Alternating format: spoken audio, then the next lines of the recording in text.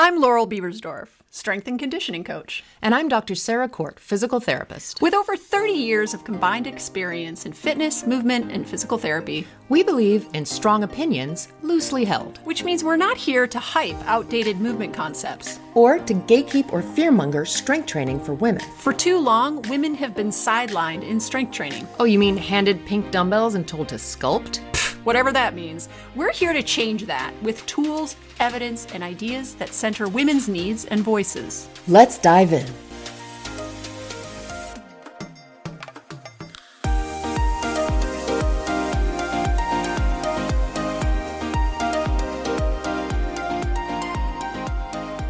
Welcome to the Movement Logic Podcast. I'm Sarah Court, and together with Laurel, we have a great interview for you today. We got to speak with someone we've been fangirling over for a long, long time. Before we get to it, just a quick reminder that our barbell mini course is available to you for free. All we want in exchange is your email address. And we don't send you lots of dumb emails. We send you really good, useful, practical information, as well as updates on things that we're up to, new courses, when things go on sale, stuff like that. The barbell mini course is designed to be used with barbells, but you can use dumbbells as well if that's what you have. And it's a really good introduction to lifting weights, how to figure out what you should be lifting, how to do the three main lifts, our deadlift, squat, and bench press, and just lots of really good useful lifting information that you need in your life. So you can sign up for that at the link in our show notes. So today, Laurel and I got to speak with Amanda Thebe. Amanda is a fitness and women's health expert. She's the author of the Amazon best-selling book, Menopocalypse: How I Learned to Thrive During Menopause and How You Can Too. With nearly 30 years of experience in the fitness industry, Amanda is a highly regarded expert on women's fitness and health. She is the co-founder and chief wellness and branding officer at Midi Health, a complete healthcare solution for menopausal women in Canada that launched in late 2023. She is Canada's first menopause workplace educator. Through menopause advocacy and education, Amanda provides on-site or virtual presentations in the workplace to improve productivity, retention, and attendance for female employees. She helps companies to normalize the conversation around menopause and provides support which impacts 100% of their female employees. She's married with 2 boys and lives in Toronto, Ontario. And Amanda is an affiliated member of the Canadian and North American Menopause Society. So we really hope you enjoy this episode. We had a fantastic time talking with her.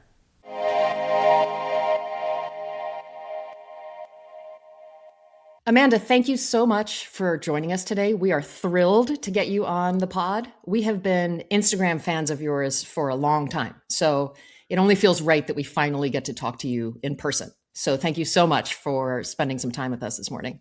Oh my God, I'm totally fangirling you both too, because I think we both have like a very similar, all three of us have a very similar philosophy and message that we want to get across. So I'm super happy to be here. Fantastic. We wanted to talk to you today about the company Midi Health. And we wanted to talk about it with you after you did this amazing Instagram post about them, where you are on a slide carousel ranting, as you say, and you're sharing a couple of videos from an MD and then talking about how Midi Health is selling some really shady stuff. So when did you first become aware of Midi Health and what were they promoting or selling at the time? You know, I've been talking about menopause now for 8 to 10 years. I did my book about 4 years ago. I feel like I'm sort of known in the menopause space, and I have a pretty sizable community. I have like a private Facebook group. And so I sort of don't miss very much that's happening purely because it's a smallish world and, you know, everything gets sent my way. And one of the first times I heard about Midi was through a doctor called Dr. Heather Hirsch, and she announced that she was leaving Brigham Women's Hospital in Boston, and that's where I had my firstborn, so I know it well. And then she was moving to do a private practice, well, telemedicine with Midi, and I was like, oh, what is this? I was really curious, and it was really one of the first telemedicine options I saw out there for women, and I was like, oh, this could be one of the solutions we need. Because we know that access to care, access to medical care specifically, I should say, is and was lacking even more so then. And so for all that I'm not a huge fan of private healthcare, I personally use it myself because I financially can and can't get a doctor in Toronto. That's a whole other segment. But I know that it was an option for some women. And if it meant that they didn't get sort of pushed back from their own doctor, for their GPs, primary care providers, then this was another genuine option. And then I saw others come on the marketplace, I suppose. Yeah. So then what was your first signal that something wasn't quite right? Was it in that initial encounter, or was it later as you watched them evolve as a company? Yeah, and it was later as I watched them evolve. I knew nothing about their model of care, because I wasn't living in the States at the time, and I hadn't accessed it myself personally.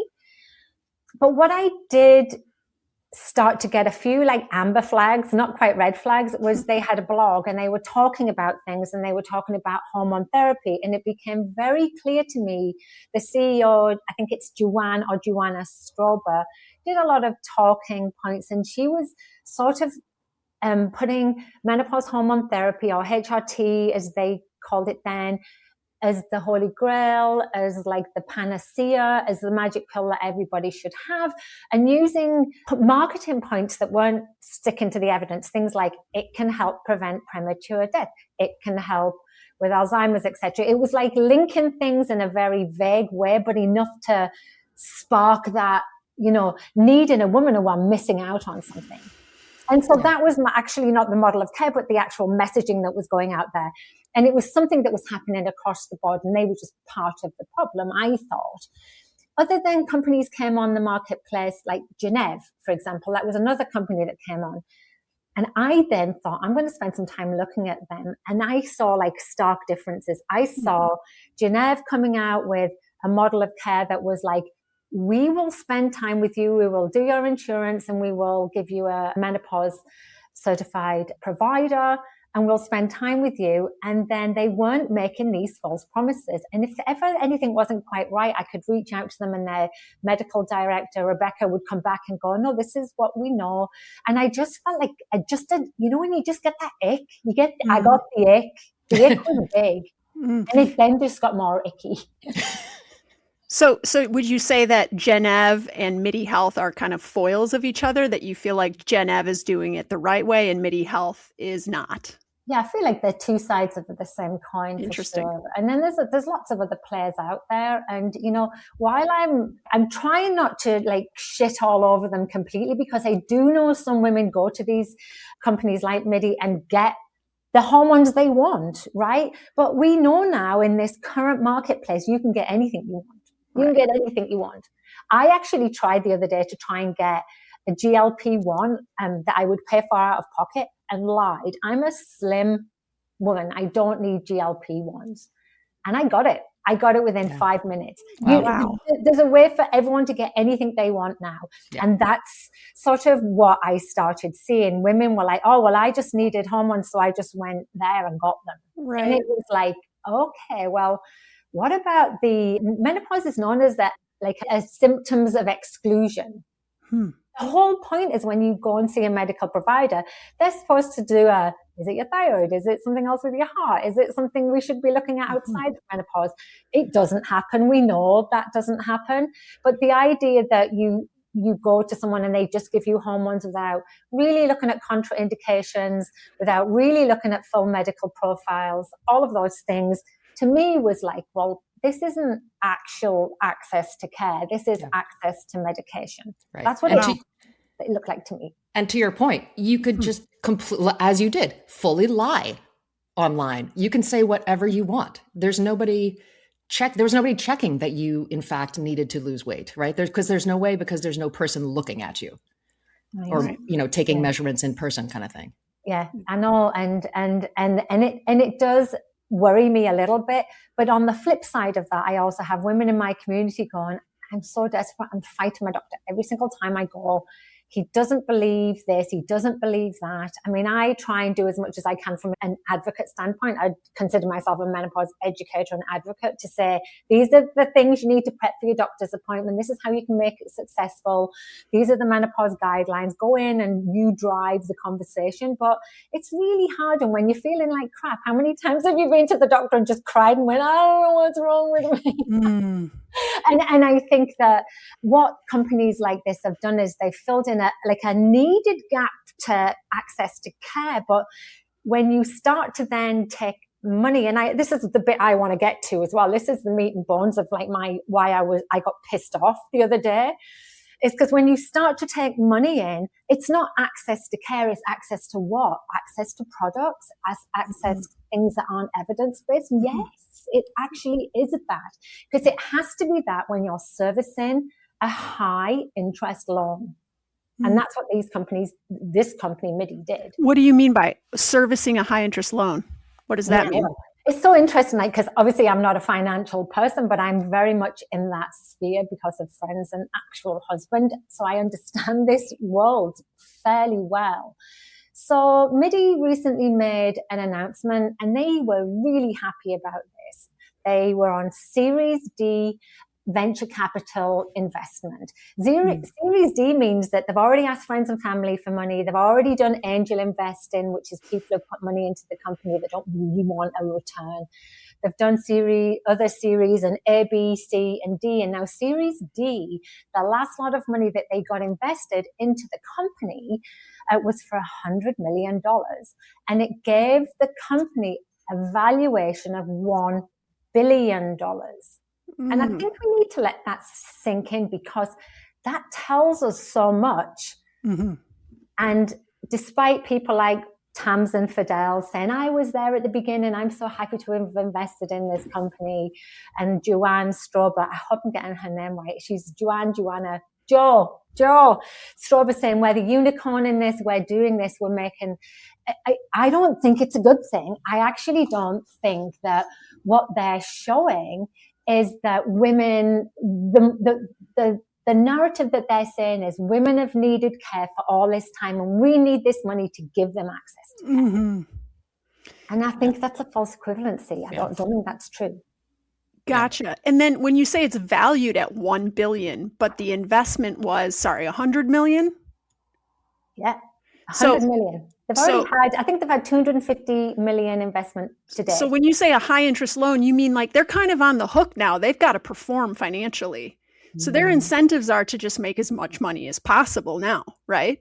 Yeah. So when you get venture capital investment, I have no problem with people wanting to grow businesses, right? But you just need to know the underbelly of these things, right? So when you have venture capital companies making investments in any organization, that's not a donation. That's not them going, oh, wow, we think you're great. We would love you to do well. Off you go and just keep doing what you're doing. Really? They're actually looking for very, very fast levels of return, and not even just like the slow burn. And they're not looking for low returns. It's not like 10 times the valuation. They're looking for Midi to be valued at 10 billion, 50 billion. They want 10 times their money back. It's a fact, right? And there's always an exit plan. So when the company take in the venture capital money, they know they're going to sell it eventually or try and make this money back. So when you know that there's an incentive to have this high level of return, that means the original potentially ethical model that they started with of level of care from a medical standpoint, it has to move out of that model. But the way they frame it is, well, isn't it great that they want to give us all this money so we can actually help women?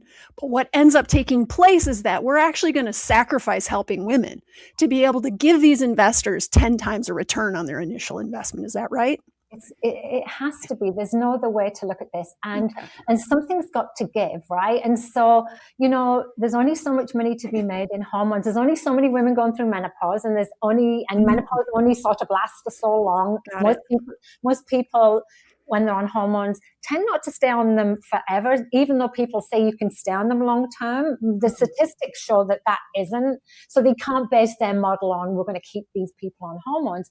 So when you've got like a finite time frame, if you say 5 to 10 years, you've got an infinite return on investment that you've got to fund. You need to find a way to keep those women long term. And so you know what you do?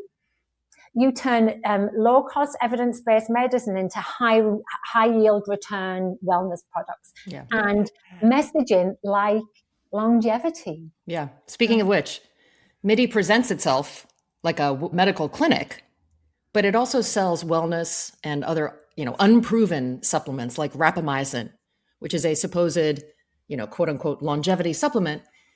Rapamycin has FDA approval as an immunosuppressant to prevent organ transplant rejection in humans, but it has only been established to extend lifespan and delay age-related diseases in yeast, worms, flies, and mice. I might have some yeast in my vagina. Well, that rapamycin is going to keep it there as long as I don't think you actually want it there, but anyway. But so what does this tell you about the company that they're happy to take evidence in yeast, worms, flies, and mice and apply it to humans? Well, it's like taking maybe emergent evidence and using or theories and using them as actual evidence, right? And it's like there's so many supplements do that. You both talk about this all the time. Like, we know that we can hook people in to the idea of living longer, healthier, by upselling them like some type of magic potion. And, we've seen this in so many different ways. And whereas we know as coaches that the shit that works costs, I could do this for free. I could literally help somebody outside of their genetic makeup, help them be as healthy as they can be for the rest of their lives, like just by everything they own for free. And yet that can't be the way that a company with VC funding of $250 million in total can operate. It just can't. And so we both saw, and this is sort of the thing that made me do my little rant the other day, like Dr. Spencer Nadolsky, love him. He's been a long-term Instagram friend who I've never met, like about 5 or 6 years. We have a little... I think we're all in the same club, and you're our long-term Instagram friend that we've never met in person now, but now we can say we have met you. Well, hopefully we'll meet in real life one day. That would be nice. Be awesome. But Spencer's, we have a group called Quack Watch on Instagram, and we share things. Really, I just go to those for their expertise, because obviously it's not my area, and I need somebody who's trustworthy. And I really do find that Spencer's got a very good way of talking about things, but when it comes to the GLP-1 things, he is the expert. And so the fact that Midi now are going into the menopause and weight loss as a joint model, it has to be that way for them, because that's a really good way for them to get added returns on their investment, right? And the compounded nature of that as well means that most women can't claim that on their insurance. They have to pay out of pocket. It ends up being expensive. And so, I just think that, but the thing that, boiled my piss the other day, which is a typical saying of mine, was that they then announced that Dr. Mary Claire Haver, who was, I suppose, a medfluencer or whatever she is now, because I don't view her as a medical doctor. She's just not my person. Never has been, never will be. But she's been employed as an age well director for Midi. Head aging boss lady. Yeah. So much to unpack there. First of all, what the fuck is that? What the fuck is that? Yeah, it's a completely invented title. Yeah. Let's actually zoom out a little bit and kind of look at this from a broader lens. So we see that, your Instagram posts sort of oriented us very well around Midi Health. And we'll link that in the show notes for listeners. That the company, you write in the post, it didn't lie in the past. Maybe some of the things that they said in the past were truthful and helpful. That doesn't mean they aren't lying now.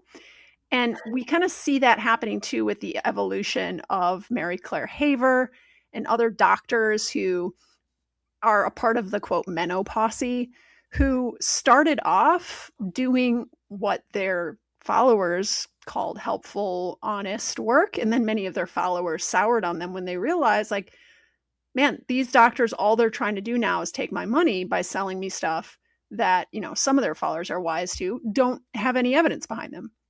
But they persist in having, millions of followers, a lot of them anyway. What do you see, or how do you see Midi Health impacting the menopause space, specifically in this, like, what I'm trying to say is, how do you see Midi Health, Mary Claire Haver, doctors in the menopause, like, what is the connection between these people, this company, ultimately? Like, what is the hiring, for example, of Mary Claire Haver signal to you? What's their deal? Let's pick that scab and see what's underneath, because like, it doesn't feel like just a meeting of minds, does it? It doesn't feel like just this like idea that we're all in the same boat and we all want to help women. And I honestly do believe that, what happens is, you nailed it the other day with your post about doctors becoming brands. It's exactly that, right?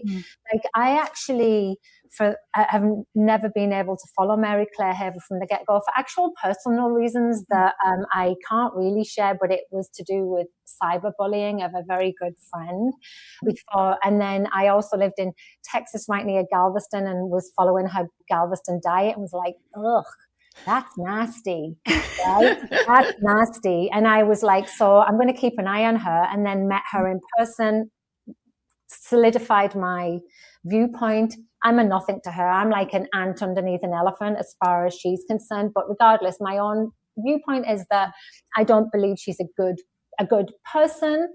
I don't believe she's a good player in the menopause space. But she wanted to be the person that helped women. And what happened is she did that.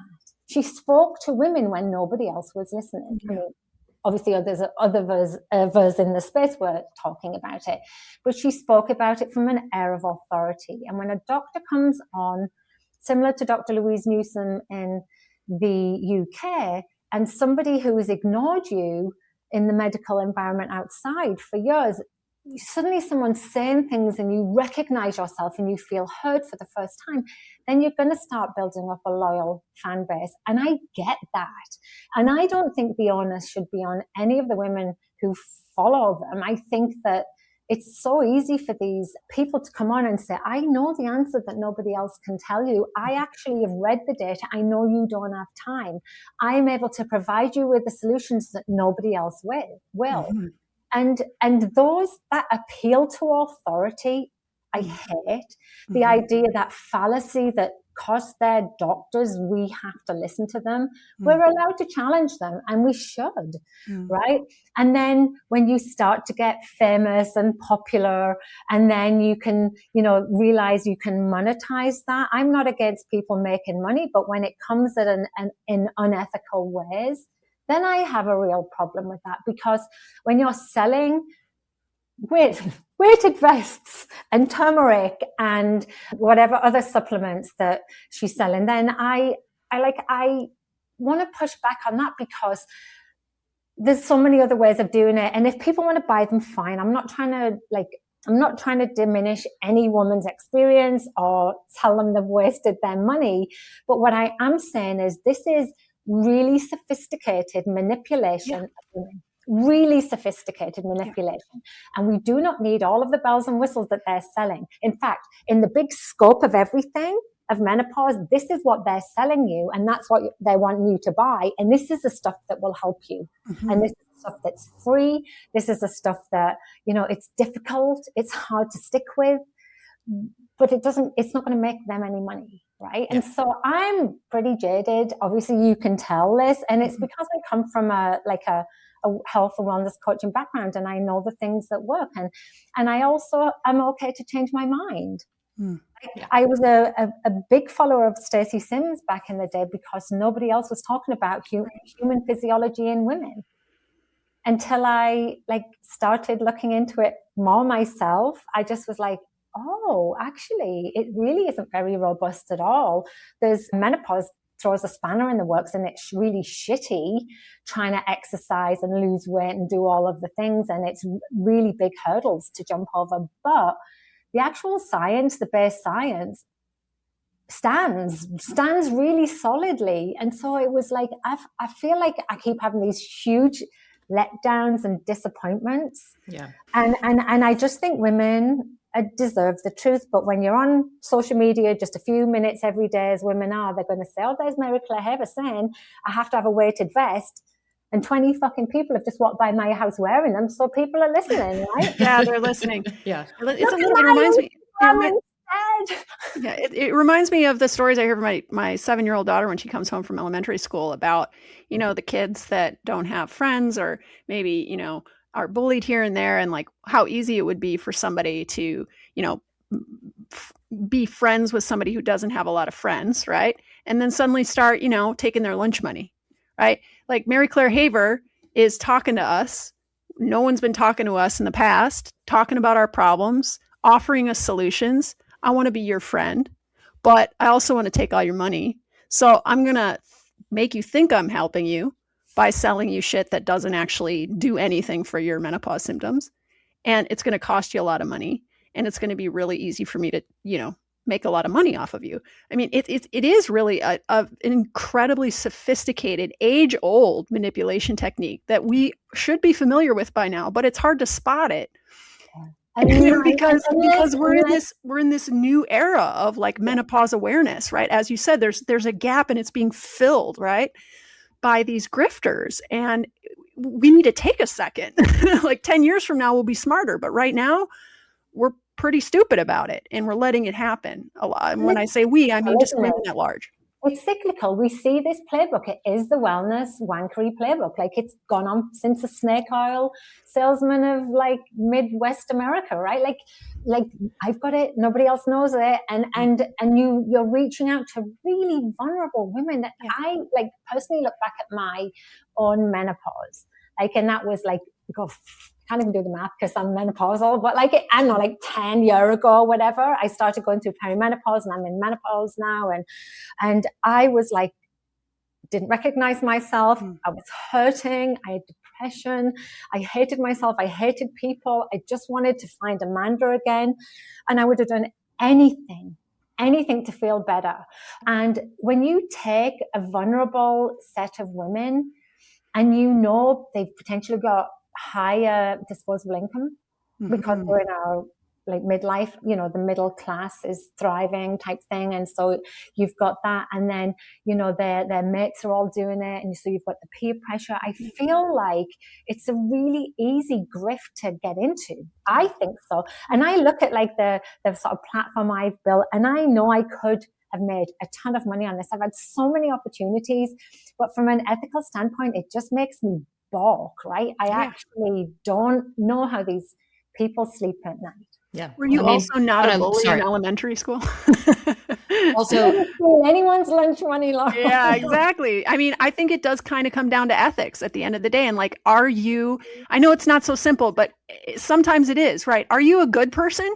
Are you generally pretty honest, or are you morally flexible? Yeah. I mean, one of the things that Laurel and I both see a lot, I mean, I'm sure you get this as well. I get offers every single day in my email inbox to partner with, to promote some sort of, I get the GLP-1s now. I'm like, I'm not even a fucking medical doctor, but I get the supplements and the turmeric and the sleep aid and all that kind of stuff. And to your point, it would be so easy. The movement, we could be freaking rich, Laurel and I, if we decided to just start promoting the way that, a lot of other influencers who are sort of following in the steps of these bigger, quote unquote, success wellness grifter models like Mary Claire Haver and Vonda Wright and, all the rest of them.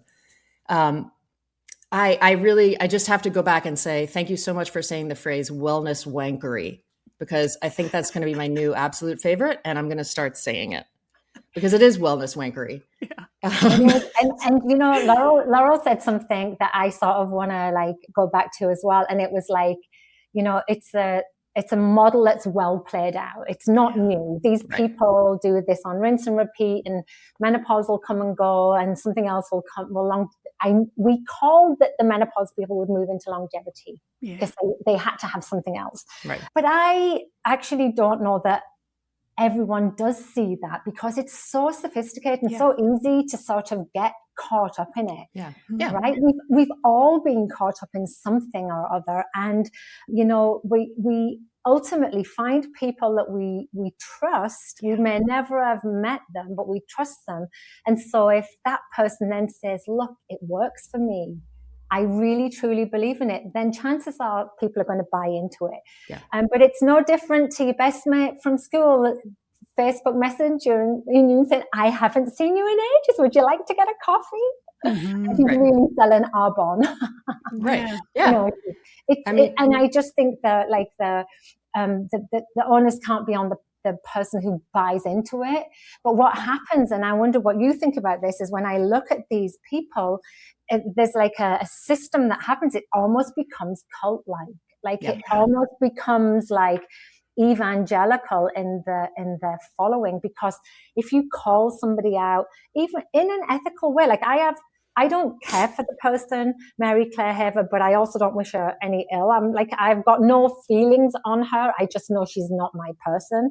But the people that will literally die on a hill for her, I'm like, wow, that's a thing. Like in the social media era, they will believe without question what these role models say to them. Yeah. Well, I think there's a big component of what has happened in this country with people who voted for Trump, where, you know, no matter how much other people might tell you, here's the mounds of evidence of, you know, bad, illegal, criminal, unethical things that he's done. They don't want to believe that they ever made a bad choice, right? They don't want to believe in themselves that they picked the wrong guy. So it's very common to double down in the face of any kind of adversity towards that person that you have idolized. And I think that's a big part of what's going on here. Mary Claire Haver or Vonda Wright or whichever of them kind of stepped in as almost like a savior when nobody else was helping them, when their own doctors were like, I don't know what you're talking about, right? To your point, and actually helped them. And it's sort of like in that evangelical way where it's the sort of born again ones that are often the most noisy, right? So it's the sort of people who have been helped once by this person are now no longer willing to believe or not capable of changing their mind about it, because then it suggests something about what they used to believe about this person, that they made a mistake, right? And so I think that's why we see so much pushback in the face of criticism. I mean, Laurel and I, at this point, it's sort of like a bingo card where you're like, oh, somebody called us mean girls. Oh, somebody called us a bully. Oh, somebody said we're jealous. Like the answers are very standard that we get when we get pushback from people who criticize our, you know, standpoint, where we're trying to provide evidence to say like, hey, maybe these people in the menopause are not actually on your side, you know? Right. And I think that there's nothing wrong with it's the whole women should support women argument, which is such bullshit. Like women can be grifters too. And actually, like, you know, all of these women that are taking advantage of women are just misogynistic as well. Like they're actually perpetuating the problem. And that's where I feel like the sort of Midi model comes in. I think it maybe started off as something that people really they really wanted to help women, but it now has become such a juggernaut that they've medicalized them.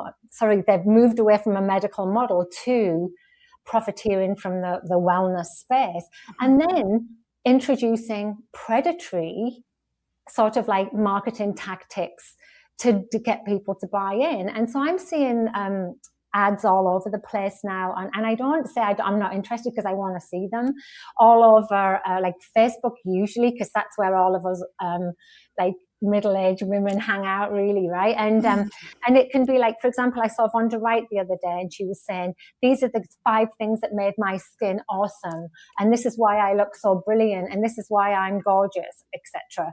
And then it literally was a CTA, a call to action for Midi and their estrogen face cream. Oh, no, sorry, that was Alloy. And then she did another one for Midi. So, but whatever, they're all the same to me.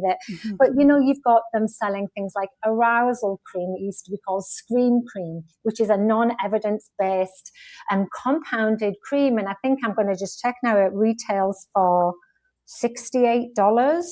And it's supposed to sort of give you your oomph back in the bedroom. And I'm just like, you're selling unproven like products to women, and you're not trying to help them, because if you were, there would be a stance where you would say to the board of directors, we've got to draw the line somewhere. We know we need to pay you back, but we can't do it this way. We can't sell GLP oral drops because we know factually that they don't work.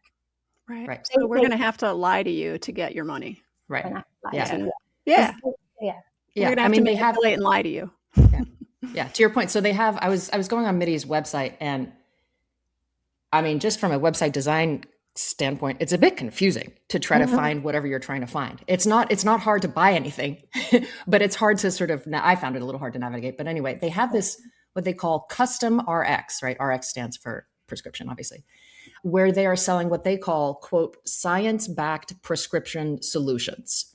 And that includes, as you mentioned, things like this estriol cream for your face, which is not science-backed at all, but you can buy it directly from Midi with no prescription, right? Even though they're saying it's a custom prescription, you don't need a prescription. So they're using a lot of medical language, I think, to make it seem more, evidence-based. It's $149 for a 3-month supply. And this is going to your point, like there's these huge gaps between what Midi is saying, like the GLP-1 drops that we know don't work, the estriol cream for your face that has no, supportive evidence. And actually the cream on your face potentially could be dangerously increasing your systemic estrogen. We don't know, but everyone's like, but she looks better, so I'm going to slap it on my face. But we see these huge gaps between what's shown to be proven in science and in data and what they're saying. Can we assume that is just to, for their bottom line, to pay back their investors? I mean, why else would they be doing it, right? How can it not be about the money? How can it not be about the money? Because that's all, like, if this company was really, maybe they are doing this, or maybe I'm speaking out of turn. Are they investing $1 billion into research where it is lacking, where there are gaps? Are they?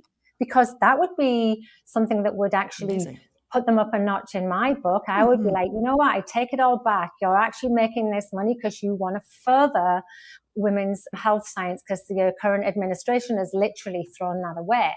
Remember, we had that big White House, Joe Biden. He did that big investment, and people like Pauline Mackey were in it, and it was amazing. And then that just disappeared with this administration. And so I'm just like, if you're not doing that, then that's fine. Be open and honest about it. And I don't think this honestly doesn't come from a point of jealousy for me. This literally comes from an optical standpoint. And I'm like, I've seen in 10 years, I've just literally seen this massive shift. No women were getting any help at all. There was no hormone therapy being prescribed. Women were struggling and it wasn't fair, and they were suffering and they didn't need to. And then the conversation started and women kept feeling a little bit like empowered, and I loved it. And there was grassroots movements, and especially in the UK, I'm pretty well connected there. I don't know if you've noticed I'm British, but there's a bunch of my friends there, and they were doing campaigns to Parliament to get education for doctors within the workplace, within schools, and it worked.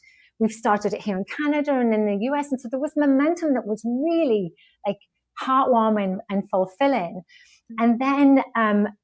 And then like, it was like, but all women should be on hormone therapy. And so I started to see this pendulum shift, and I was like, well, no, that's not true. We know that's not true.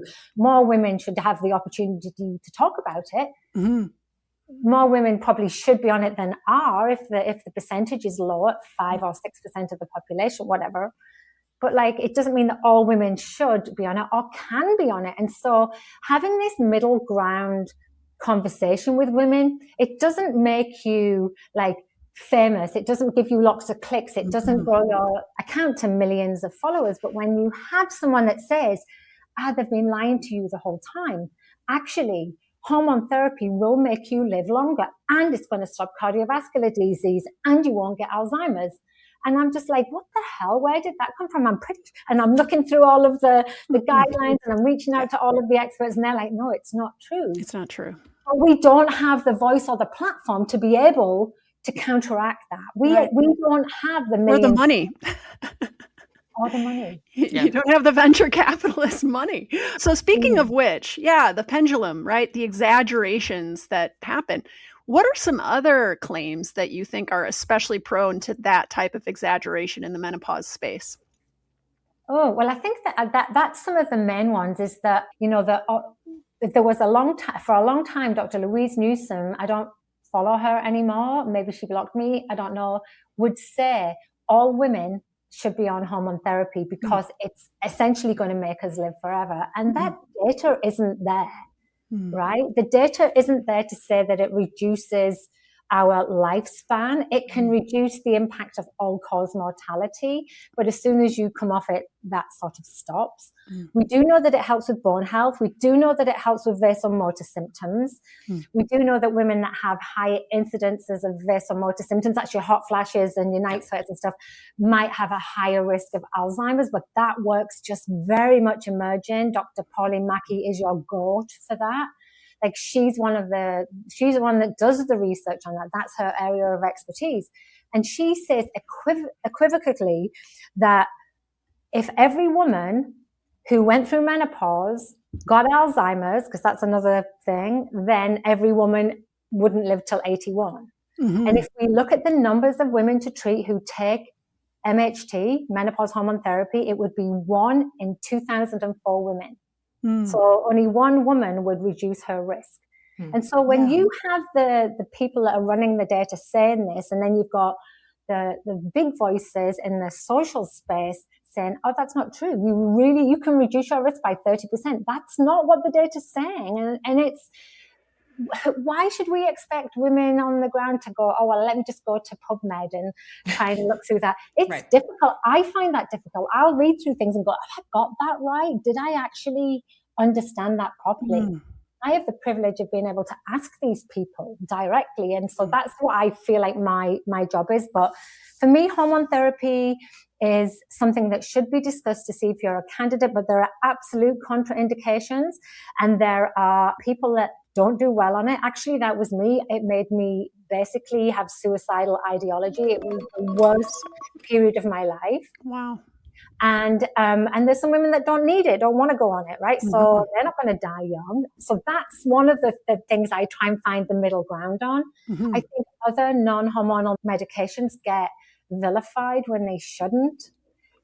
If a woman goes to the doctor and he gives her antidepressants for her depression, is that wrong? In my mind, if they've gone through this exclusionary diagnosis and they found out that she potentially can't have hormone therapy, then antidepressants are going to be the thing that are going to help her along with the other protocols. Right. We start thinking in black and whites, and we start using catchphrases to replace like critical thinking, where we're like, oh, she just got prescribed head meds instead of the hormone therapy that she needs. And that's what's constantly happening, right? We're always being psychologized by these doctors. It's like, whoa, slow down, right? The outrage button gets hit in our head. And we stop thinking through like the fact that this is all individual, right? It is. And when you've got someone like Peter Attia saying the biggest travesty in women's health was the 2002 WHI study, what he's basically saying then is that every woman should have the opportunity to be on it. It's still a pharmaceutical drug. And I think people need to remember that you're not just replacing your hormones. And so it has impacts on all of the body, and you may or may not do well on it. And if you don't do well on it, does that mean you failed? Because that's how it feels. Right. If you're a breast cancer or a cancer survivor that has an absolute contraindication, does that mean you're less of a person? Well, it's how it's framed. And then when you add in the longevity conversation, you could live forever, but you've just been recovering from cancer, Sarah. Yeah. Like, how does that land? Right. It lands very poorly. I'll tell you that much. Tone deaf. It's so disgusting. Yeah. And I'm not a doctor, and I see that, and I'm like, what are these doctors thinking? What are they doing? Yeah. Like, it's terrible. Sorry. You mentioned a doctor and you said they're the GOAT. Could you repeat their name? Yes. Well, she's a professor and a doctor. Her name is Pauline Mackey. Yeah. I share her stuff all the time. She is so impeccable with her science communication. Nice. She makes complex subjects around research in the menopause space very easily understandable. We should link her page in the show notes. She's a wealth. She's just gone on to social media. I had the privilege, I used to have a podcast, of getting her on the podcast. Nice. And then meeting her last year, and she came up to me, and this isn't me not self-aggrandizing, but she said, Amanda, I love you so much. You're my favorite person on Instagram. And I was like, oh my God, but you're Pauline Mackey. And it was what she recognized was knowledge translation and communication that they didn't have access to. Right. And I was like, get on social media. Now, she doesn't have a massive following, but she's on it now. Yeah. And when she hears these sound bites, like there's a Australian social media influencer, and I don't know her background, I've got to be honest, but she's doing some Alzheimer's research, and her name is Louise Nicola. She was on a podcast recently with Stephen Bartlett, the Diary of a CEO, who is another problem. And she said, we know that hormone therapy can reduce the risk of Alzheimer's by 30%. And it's all linked to hot flashes. And so Pauline does a video and goes, no, it's my research, thank you. Let me tell you about it. Right. And it's with testosterone. Right. We've got people saying that testosterone is the missing piece of the puzzle. That's another one. Help brain health, muscle health, you name it. And then we have researchers like Dr. Susan Davis, who is an Australian professor. Again, this is her 30-year window of research. And she's saying, no, we cannot I had a hypothesis 30 years ago, and I've spent 30 years trying to reproduce it, and I can't say that it does anything other than potentially, not definitely, increasing low libido in women. Yeah. And then I think Kelly Casperson's a big proponent of testosterone, saying it can do all of these things, quoting this preliminary finding that's 30 years old. And Dr. Susan is like, no, you can't do that, but you can. You can if you want people to listen to you and you want to create fear or the idea of missing out. Yeah. You know? Yeah. Just real quick, the Louisa Nicola sat down with Kelly Casperson, and they were having a conversation on someone's podcast. And that's where the viral claim that menopause eats your brain came from, was this post between those two. Did you happen to see that post that was just all over the internet several months ago, where one of them, I think, I might be getting this wrong, but I believe it was both of them on the same show. One of them said that menopause eats your brain, and therefore, it was probably Louisa Nicola at least, because therefore you need to be on menopause hormone therapy to preserve your brain, to make it so that it doesn't get eaten. Yeah, it's crazy. Yes, I did a post on it, and I quoted Pauline Mackey in that. Okay. And the idea that, like, how is that helpful to women? When you say something like that, what is the reason for you saying that? The reason Nicola has a creatine supplement, maybe it's for that, because I know she talks about creatine a lot. It might be that. I don't know. Follow the money is what I say. Creatine, maybe it was creatine. But that to me is such an unethical way to talk to women, and so disrespectful to our intellect as well. Like, it's just, that's not okay. Yeah. And I think as well, like, if you look at the sciences, we know that the brain changes shape and structure through the perimenopause phase as it shuts down those reproductive pathways, and then it sort of does a rebound, regrowth in the 3 to 5 windows post-menopause. And so there's adaptations that naturally happen. When you speak to anyone that's sort of an expert in this field, which I have, they say that happens across your lifespan. If any of us have had children, we know that when we're pregnancy, we might as well just be like just sucking our thumb the whole time. We can't do anything. We can't make any decisions. Our brain changes as well then. And so, yeah, you might struggle with brain fog. You might become forgetful. You might struggle with things like depression and anxiety and insomnia. They all start in the brain, but they typically sort of resolve themselves in the post-menopausal years. And then if they don't, go and see a doctor. Make sure it's nothing else. And I just think that that's a responsible message to women. Why would you possibly say the brain eats itself? Yeah. It's so disgraceful. Yeah, it really, disgraceful is the perfect word for it. It is. And it's also, if your goal is science communication, what's scientific about saying menopause eats your brain, right? Like nothing at all. So that can't be the goal of that statement, right? That's when we have to say, okay, what is, and look at things with this critical eye. And to your point, people like you, people like what we're doing, there's lots of people on the internet that are working to push back, but that shouldn't be the onus of doing that work shouldn't be on the general population, right? My feeling is that the onus is on the individual to behave ethically and responsibility. And it's really funny because I've just remembered it. Just it takes me a while to recall things, but I remember both of them fought back, and one of them, Louise Nicola, said, all I was saying is that we lose some of our gray matter, and that's all it is. And I was just trying to dumb it down into ways that people understood. So first of all, they think we're stupid. And then Kelly Casperson sits in her car and says, I don't know why you've all got your knickers in a twist. You need to calm down. And we're only trying to like relay the information to you in ways that people can understand. As she puts her vaginal estrogen on her face. Right. By the way, just a little message. Your vagina's not your face. It's not. Just in case you didn't know, you got two different sets of lips. Don't use the same products on. Well, it's also, to get a little scientific for a moment, the epithelial cells, your skin cells, are very different than the inside of your mouth is more similar to the inside of your vagina than your face. So, I could come out with a new product and I'm like, no, don't put it on your face, put it on the inside of your mouth. And then it's going to push out and make your skin amazing, right? There's any kind of bullshit I could make up. Yeah. Estrogen toothpaste. Hey. Our gum sleeve. That's it. Estrogen toothpaste for gum disease. You heard it here first, people. Do not I'm copywriting that idea right now. The three of us are going to be fucking billionaires. Estrogen mascara. Hey, makes your eyelashes longer. Estrogen deodorant. It makes you not smell. You could freaking put it in anything at this point. Yeah. So, on this topic, what responsibility, I think we've answered it sort of, but like what responsibility do you feel that influencers and clinicians have when they partner with or promote these sort of menopause platforms? Well, I think the ones that join up with them know what they're doing. They do. Yeah. Right. You look at Alloy, telemedicine, and I don't know what their services are like, but I do know that they sell a whole ton of products and they have medical directors on there that are very vocal in the social media space. And I look at them and go, how are you feeling okay about this? Mm-hmm. Yeah. You're putting evidence-based information out there. You're talking about, people of color, their experience in menopause, or breast cancer survivors, their experience in menopause, while also promoting a company that has non-evidence-based solutions. And so they know what they're doing.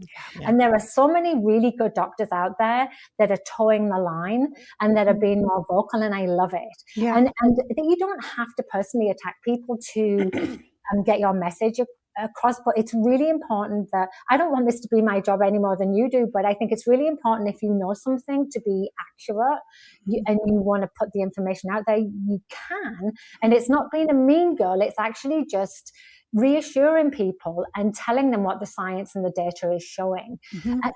And just sort of add to that as well, like women are still saying, but I still can't get help. And she's the only person answering the questions that I want. We have a huge medical problem. We do, right? But this isn't the answer. Yeah. I just don't believe it is. I think the answer is an ethical model of care that doesn't put profit before customers, mm-hmm. right? That doesn't put their return on investment loan payments before medical ethics. And I think we need more doctors trained. We need GPs and primary caregivers to be our first point of contact, because menopause isn't that complicated for most people, so that the menopause experts can have the complex cases, right? It shouldn't have to be a paid for service. It should be within our insurance brackets, or in Canada under our universal health care. Yeah, we're right? Ideals out there, but they're not there yet. You're mentioning a lot of the structural changes that would need to take place probably for a lot of us in the United States for that to be a reality for most of us. And I wholly agree. And it seems like an insurmountable thing to overcome, but I think we need to continuously push for it. And I wanted to, extend the question about, good menopause care now to a patient's individual experience. Like, what does good menopause care look like when you're in the doctor's office. When you get a chance to be heard, yeah, because I think statistically 15 minutes is the appointment time. I think it depends where you are, but like as an average, so you get 8 minutes of talking time because you obviously get spoken to as well. And so to me, the ideal appointment is that before the appointment happens, you're already prepared. Right? I'm working on a menopause app. It's an educational app that has a how to prepare for your doctor's appointment. And I did it with a doctor. I was like, if somebody came to you, what would make their appointment successful? What would it be? She's like, monitor their symptoms, like frequency, intensity. Give me a snapshot of what that looks like. Tell me other medications you're on. Tell me life's quality of life issues. Just get a snapshot and say, you know, last week I had 40 hot flashes and I didn't sleep for 5 nights and my joints ache 5 hours out of the day. Like, go in with actual tangible information. Data, potato. And then actually say, I would like to have a conversation about menopause hormone therapy. And this is the medical guidelines, because they're available to print. You can take them in, highlight the bit that applies to you. And if the doctor says, you're actually not a candidate because of these valid reasons, you can say, well, what are my other options? Right. And then be prepared to say to the doctor, if you can't help me, I need a referral. Right. And so that would be the ideal conversation. But knowing that a lot of doctors aren't comfortable treating menopause, it can be very challenging. But on the flip side of it, the menopause, the crowd of doctors that are online, almost all of them have private clinics or concierge services or subscription-based medical models that come to about $5,000 a year. I think a single visit with Mary Claire Haver is 4 figures. Oh, yeah. Right, Sarah? Yes. Although I think also she no longer sees, I'm going to show my bias about her. I don't think that's enough money for her anymore because she's not doing it. You can go see one of her specialists at her clinic. Yeah, you don't see her directly. You don't see it's her. 4 figures. It's not, but yes. And to see the specialist, I think it's like $1,500 or something crazy like that. Like, it's moving towards the Peter Attia model of longevity of 150 grand a year. They're all merging into that space. And so if we're really talking about access to care, that's 2 or 3% of the people that can afford that. Real access to care are the women that used to live near me in Texas in the suburbs that couldn't even get a bus to go to their doctor or didn't have a doctor and had to go to Planned Parenthood, but that closed down. Real access to care is women of color, indigenous folk, people on low income, low education.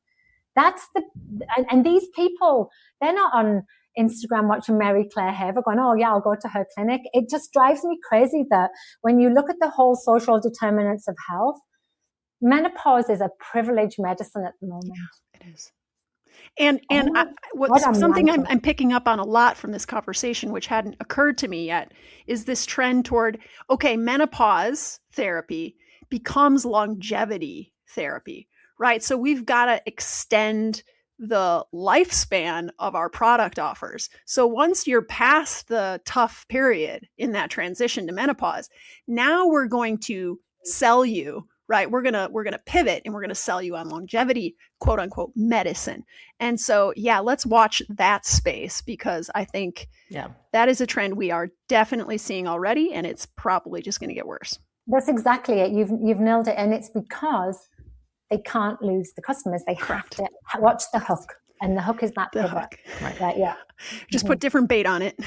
Right. Yeah. Keep fishing for those big fish. Right. Yeah. So if there's one thing that you could say directly to women who are trying to navigate their menopause in this like increasingly noisy menopause marketplace world, what would you want them to know? Like, what's the sort of bottom line for women trying to figure out what kind of menopause care they need, I would say? It's hard, that one, isn't it? So I think go to reliable sources, and that actually starts at the menopause societies, right? They have good resources. So go to the menopause societies. They do have consumer-based downloads, which make it easier to read. If you want to find a menopause doctor, the menopause.org, which is the Menopause Society's website, has a list of all of their menopause certified providers, which is a good place to start. But I don't think all of the telemedicine companies are bad, but I think that ask around, ask your friends. I mean, I know people that go to Midi and have had really good care, but I've also had a lot of women telling me that they don't have very good care. They get sold and stuff. The upsell is something you don't need. Menopause hormones are very cheap. They should be covered by your insurance if you have insurance, and they should be covered by Medicare, Medicaid, because these are generic drugs, and that's why they don't make a lot of money, you see, because they're generic. And so just try and get those reputable sources, and then just fill your knowledge bucket as well. Like actually find out, like if you're a candidate, if you've got other health issues, like if you have had cancer, speak to your oncologist. Just say, what type of conversation should I be having with my doctor about going through menopause, right? And there are so many options for women. There's not a single woman should suffer because there is a ton of information out there. And then block all of the noise out. Like literally go onto social media and block, because it hurts you. Yeah. I mean, one of the things that we've discovered is that every time we push back against a grifter, they block us. So it's sort of like they're doing our job for us. We don't have to block them because they just don't like us. So they immediately block us. The preemptive thing. Yeah. Well, I don't want to take up too much of your time. And I think, Laurel, you have to get going pretty soon anyway. Yeah, thank you so much. Thank you so much. Where can people find you, Amanda? I have a website, amandathebe.com. It's just my name. But I'm most active on LinkedIn because I do a lot of workplace talks, and on social media, on Instagram. Great. Just put my name in. It's easy to find. I've never met anyone active on LinkedIn, so this is a fun. I don't want to be, and I have to really dumb down my model. My husband's on there and he's like, you can't say that word. Go in and edit it. You can't say that word. I'm like, okay. You bring a little Instagram to LinkedIn. That's my pivot. But I go on there to watch companies like Midi. I want to see, and they're very active on there because they're active in the investor space. Okay, right. Interesting. Yeah. All right. Yeah. All right. Well, we'll make sure we have links to all of those in our show notes. Yes. It was really great to chat. I love that. I mean, I think all we're doing is sharing the reality of where we are. It's a multi-billion-dollar industry now. It's not just a place for menopause care. And I think if women know that, then they can have that skeptical lens on, and hopefully it'll help them make better choices. Yeah. Thank you so much.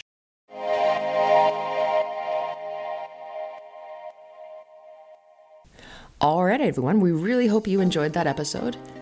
Please remember to rate, review, and subscribe if you are listening on Apple Podcasts. We also now are on YouTube, so you can head over there. Our page channel, I think it's called a channel. Our channel is called The Movement Logic. So you can also access not only all of our podcast episodes, but other content that we will be posting on our YouTube page. Of course, if that barbell mini course sounds interesting to you, if you're feeling inspired now to get strong, go ahead and sign up at the link in show notes and we will send you that course. You can always follow us on Instagram as well, at The Movement Logic, and we will see you in 2 weeks.